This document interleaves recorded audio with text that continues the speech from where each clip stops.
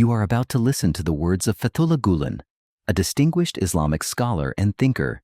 In this podcast, you will hear his essay, The Qualities of a Believing.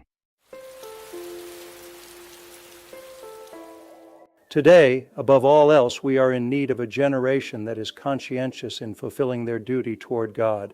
We need ideal people who can serve as guides to our society, guides who will save humanity from the accursed abysses of disbelief, ignorance, error, the anarchy we have been trying to survive for the last few centuries, guides that will lead to faith, insight, the correct destination, and peace.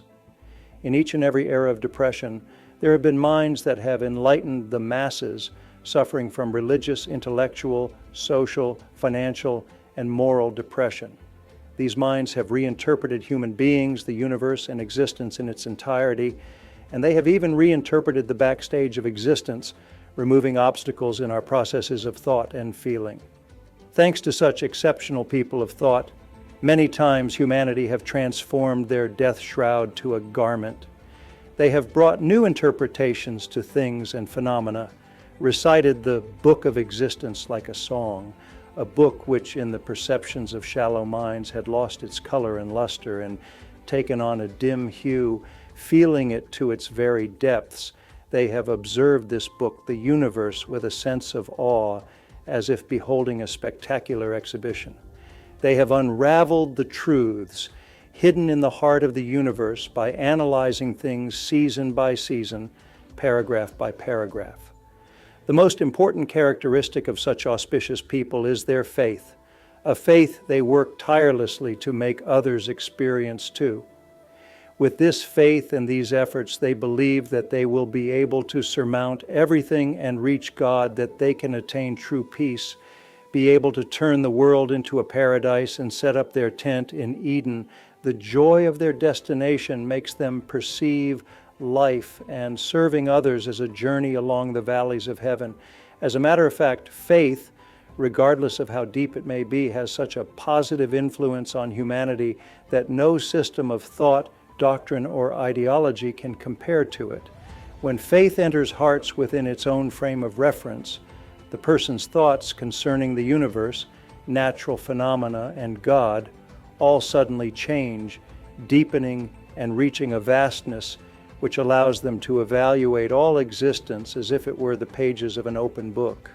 Everything suddenly comes to life, becomes a friend, and gives them a compassionate hug, things that had once seemed meaningless, lifeless, and unappealing. In this heartwarming atmosphere, people begin to sense themselves to the extent of their true worth. They understand that they are a conscious and unique part of existence. They attain the mysteries of the long, winding paths between the pages and lines of the universe. They feel that they are close to grasping the secret that lies behind the veil of all things, and then they are set free from the narrow prison of this three-dimensional world, finding themselves in the stretches of eternity. Indeed, all believers, through the thoughts which flow in the depths of their identity and in accordance with the degree of their faith, become boundless within their bounds.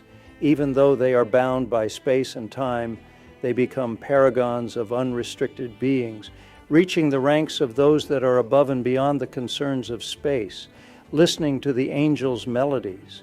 These beings, created from a drop of fluid, from what appears to be a shapeless pulp, what seems to be an insignificant creature, but what is in reality truly great, gains such importance that the earth becomes the stage for the discovery of the divine breath contained in his or her soul.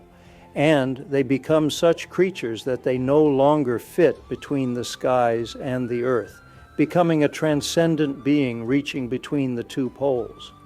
They walk amongst us, sit with us. Their feet step where our feet step, and they place their head when praying on the same spot that we do. But they manage to unite their feet and their head, thus becoming a circle.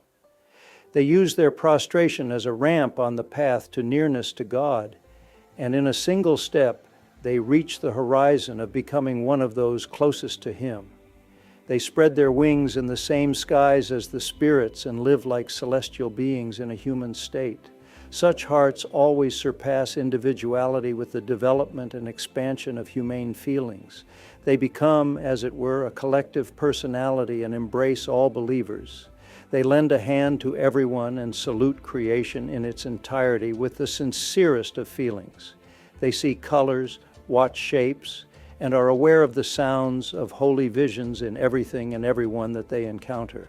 They listen to the sounds of heaven on every possible frequency and feel as if they can hear the beating of angels' wings.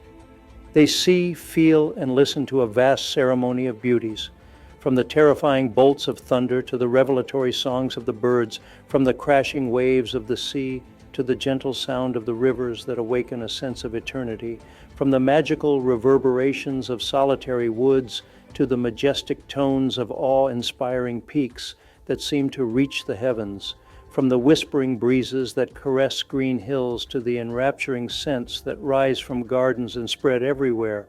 They say this must be life. They strive to honor each breath with prayers, reflection, and by uttering and contemplating the beautiful names of God. With their forehead always on the ground, they open and close their eyes in hope. Watching the threshold of a door they long to see open, waiting for a familiar gaze. With yearning they look beyond the door, anticipating the honored hour when absence and separation will fade, and peace and closeness will descend like a sacred calm upon their soul. They search for answers to the desire for reunion that stirs deep within, sometimes flying, sometimes limping along the earth. They keep running toward Him, unified with everyone and everything. At every resting point, they taste a new shade of reunion, a wedding night of the soul. At each turn, they extinguish one fire of longing, only to be kindled anew by another spark. Who knows how many times a day they find themselves surrounded by breezes of divine closeness, and how many times they are shaken with sorrow at the loneliness of those who remain deaf to such gifts. Indeed, souls that have such broadened horizons feel themselves constantly ascending a ramp toward new realms, always brimming with resolve and determination to transcend human norms. They think of what further abilities they will be able to attain and what successes they will achieve with faith and the power behind that faith. They keep running without exhaustion, with their horizon and prospect always open and their hearts at peace. At every station, their relationship with their environment grows and deepens. They may or may not be aware of it, but when they listen to their souls, they see themselves on a never-ending mountainside of peace. Despite the numerous motifs of longing and loneliness that they witness in other people, they never feel the agony of the road or homesickness because they know where they have come from, why and where they are headed, aware of all the harvesting and dispersion in the world, and they know that they are running on a particular track with a fixed purpose and aim. They feel neither the weariness of the road nor experience the fears, worries, or agonies that other people do. They trust in God, striding with hope and tasting the joy of reaching the summit that holds the sky-blue dreams of tomorrow. Indeed, along the path on which the world strides, these chivalrous heroes of faith advance in proportion to their faith, as if they were strolling along the valleys of heaven, breathing nothing but peace. At the same time, through their connection with God, they can challenge the entire universe, overcome any difficulty, and never fall into despair, even when surrounded by destruction. They do not recoil in terror, even when hells appear before them. They always hold their head high and never bow except before God. They concede nothing to anyone, they expect nothing from anyone, nor do they make themselves indebted to anyone. When they are victorious and attain one success after another, they shake with fear at the comprehension that this is in fact a test of their loyalty and submission to God, while at the same time they are humbled with gratitude and shed tears of joy. They know how to be patient when they lose and are tensed with determination. They start their journey anew with a sharpened will. They do not become arrogant or ungrateful in the face of bounty, nor do they fall into despair when they suffer deprivation. They carry a prophet-like heart in their exchanges with people. They love and embrace everyone. They turn a blind eye to the faults of others, while at the same time they are able to question the smallest faults of their own. They forgive the faults of those around them, not only under normal conditions, but also at times when they feel angered. They know how to live peacefully with even the most irritable of souls. In fact, belief urges its followers to forgive as much as possible, and not to fall prey to feelings of rancor, hatred, or revenge. In any case, it is inconceivable that those who are conscious of being on the path toward God should or could be any other way. To behave or think in any other way is out of the question.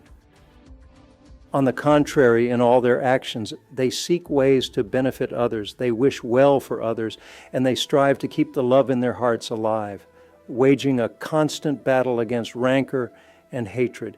They feel the heat of their own faults and sins, burning with remorse, and each day they seize the evil thoughts within themselves by the throat. They start their work willingly and prepare the ground for the seedlings of good and beauty everywhere. In the footsteps of Rabia al-Adawiyya, they accept everyone and everything as a sweet syrup, even though it may be poison. Even when they are approached with hatred, they welcome all with a smile. They repel even the greatest armies with the indefatigable weapon of love. God loves these people, and they love God. They are constantly moved by the excitement of divine love and experience the radiant joy of being loved in return. Their wings of humility rest upon the earth, for they know that to give birth to roses, one must become like the soil. As deeply as they respect others, they also uphold their own dignity, never allowing their compassion, gentleness, or refinement to be mistaken for weakness. Unconcerned with praise or criticism, they live by their faith alone. Their only concern is to keep the brilliance of their inner world intact, for they have resolved to be true believers.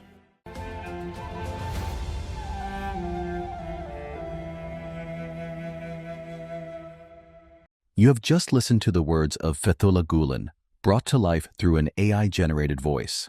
Known for his teachings on faith, interfaith dialogue, peace, and education, Meister Gulen also inspired the Hizmet movement, a global initiative that promotes democracy, human rights, equality, and nonviolence. To learn more about Fethullah Gulen and the Hizmet movement, visit fgulen.com.